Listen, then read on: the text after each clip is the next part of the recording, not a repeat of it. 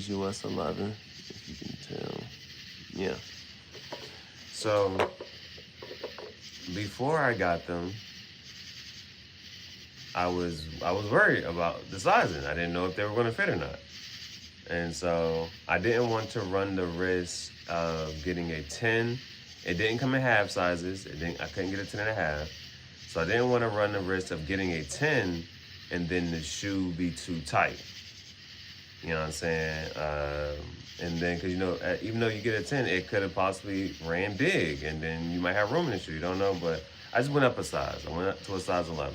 So got a size 11, and so when I first got it, foot went in, that's fine. You know what I'm saying? I ended up, it's not tight, and it's not too big, but I do have a little bit of room at the top, and that's fine.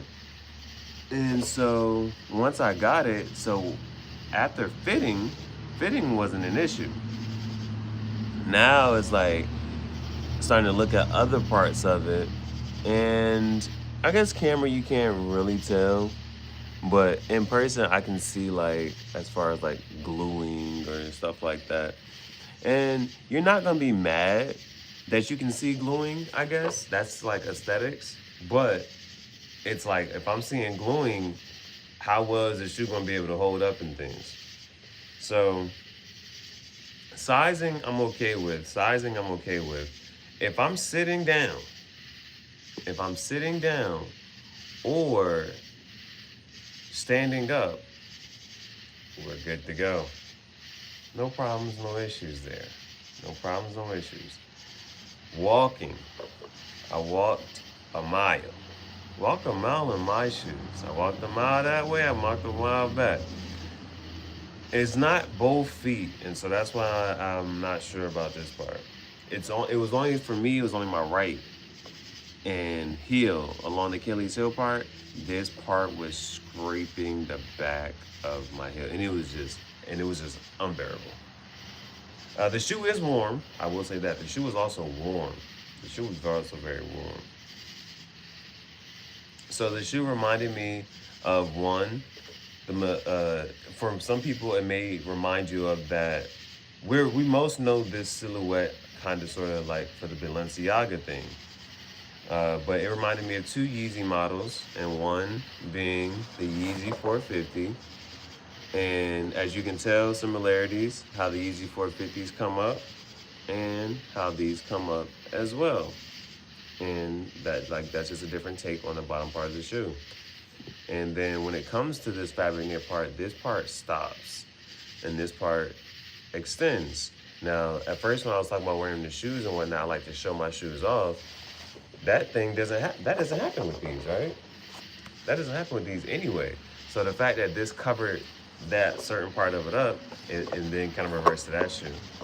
Now with Yeezy pods, they have a plate in the front and a plate in the back, but they have a thin plate along the bottom.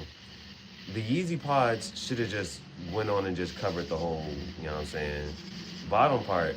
Another thing with Yeezy pods, your foot can and will move around a lot, depending if you're walking up an incline, down, this and the third. Foot didn't move around a lot, and also this part, I think, it's just an added upgrade type shit. So these shoes are warm. That fabric knit is pretty hot.